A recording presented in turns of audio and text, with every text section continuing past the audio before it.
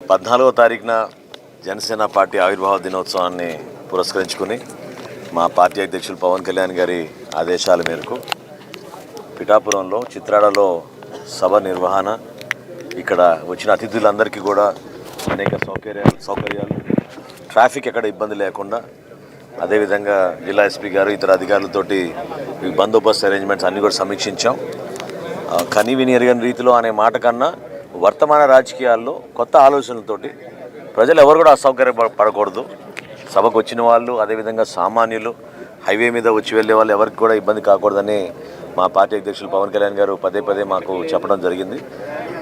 అందుకు అనుగుణంగా మొట్టమొదటిసారి, బహుశా మీరు గతంలో ఎప్పుడు చూసుండ్రు, సభ నిర్వహణ ఒక ఎత్తు అయితే సభ పూర్తయిన తర్వాత ప్రత్యేకంగా ఈ ప్రాంతంలో ఉన్న పర్యావరణాన్ని దృష్టిలో పెట్టుకుని పవన్ కళ్యాణ్ గారు ఒక మంచి నిర్ణయం తీసుకుని పర్యావరణాన్ని కాపాడుకునే విధంగా, గౌరవించుకునే విధంగా పారిశుద్ధ్యం విషయంలో ఎక్కడ కూడా పొరపాటు చేయకుండా ఒక కమిటీ వేయమన్నారు. సో ఒక 25 మందితోటి కమిటీ వేసి స్థానిక నాయకులందరితో కూడా ఇక్కడ సభ అయిన మరుసటి రోజు వందల సంఖ్యలో శ్రమదానం చేసి అందరూ కూడా కేవలం ఈ సభ ప్రాంగణమే కాకుండా ఎక్కడైతే ఫ్లెక్సీలు కట్టినా, జెండాలు కట్టినా అన్నింటినీ కూడా జాగ్రత్తగా మళ్ళీ తీసి ప్రజలకి ఎక్కడ ఇబ్బంది కలగకూడదు అనేది మా పార్టీ అధ్యక్షులు పవన్ కళ్యాణ్ గారు కోరారు.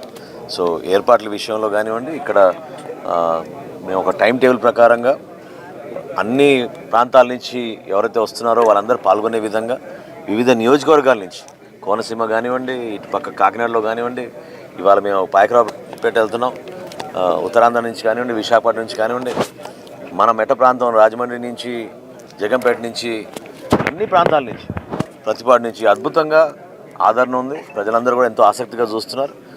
గెలిచినాక మొట్టమొదటిసారి జరుపుకోబోయే సభ ఎల్లప్పుడూ కూడా గుర్తుండే విధంగా పిఠాపురం ప్రజలకి ప్రత్యేకంగా మేము కృతజ్ఞత తెలుపుకోవడానికి మాకు ఒక అవకాశం కల్పించారు పవన్ కళ్యాణ్ గారు.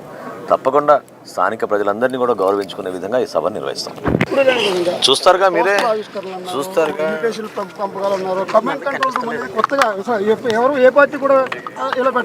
అదే చెప్పే కదా, వర్తమాన రాజకీయాల్లో మీరే చూస్తారు జనసేనకి ఇతర పార్టీలకి ఉన్న తేడా.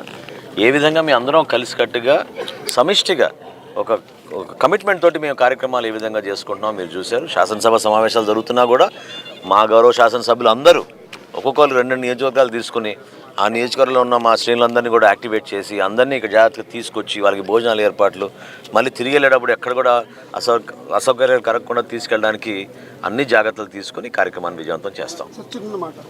పెద్ద మాట చెప్పు. పవన్ కళ్యాణ్ గారు మన ఉప్పాడ తీర ప్రాంతం మీద ప్రత్యేక దృష్టి పెట్టి దానికి సంబంధించి చేశారు. నేను టీవీ9లో కూడా రిపోర్టర్ స్పెషల్లో ఉప్పాడ కోత మీద. అవునండి, ఆల్రెడీ అంటే మొన్న క్యాబినెట్లో కూడా ఉప్పాడ తీర ప్రాంతం గురించి టూరిజం డెవలప్మెంట్కి హ్యాండ్ ఓవర్ చేయాలని ఒక ప్రపోజల్ ఆల్రెడీ పెట్టారు.